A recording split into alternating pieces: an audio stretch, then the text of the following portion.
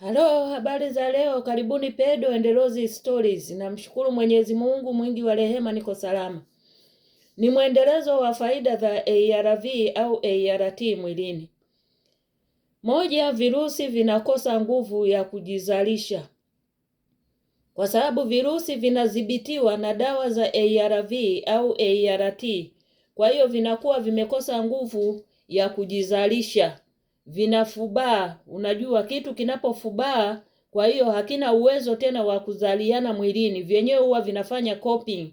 Sasa kutokana na uwezo wa dawa za ARV kufanya kazi vizuri mwilini, hivi virusi vinakuwa vimedhibitiwa, haviwezi kuzaliana tena mwilini.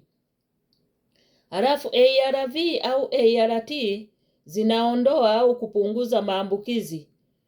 Zinaondoa maambukizi ya VVU. Kwa hiyo mtu mwenye VVU anayetumia dawa zake vizuri za ARV anakuwa undetectable. Akisha kuwa undetectable ni sawasawa na untransmittable. Hawezi kumwambukiza, yani hawezi kupasi ile virus kwenda kwa mtu mwingine kwa sababu tayari hana virus, wako undetectable. Hawaonekani kwenye chembe za damu, katika kipimo fulani hawaonekani.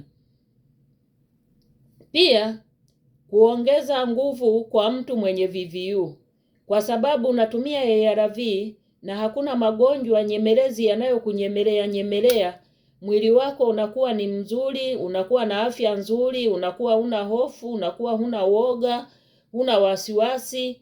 Kwa hiyo unaongeza nguvu kwa mtu mwenye VVU. Unakuwa na afya yako nzuri, unafanya shughuli zako za kawaida, shughuli za uzalishaji kama kawaida. Halafu zinadumisha mahusiano yenye afya. Kama uko kwenye mahusiano, hata yawe sio lazima yawe mahusiano ya kimapenzi, hata mahusiano ya familia yanakuwa ni mahusiano yenye afya, kwa sababu mtu hakuna anayekuwa na umwa. Unajua hakuna anayependa kuumwa. Unaona? Kwa hiyo mahusiano yanakuwa ni mahusiano yenye afya, mahusiano mazuri, yasiyokuwa na msongo wa mawazo, mahusiano yasiyokuwa na wasiwasi, mahusiano yasiyokuwa na magonjwa. Halafu kudhibiti ukuaji wa VVU. ART au ARV inadhibiti ukuaji wa VVU. VVU vinakuwa havikui tena, havizaliani tena mwilini. Kwa hiyo hizo ni faida za ART au ARVs mwilini. Asanteni sana kwa kunisikiliza. Karibuni tena Pedo and Rose Stories.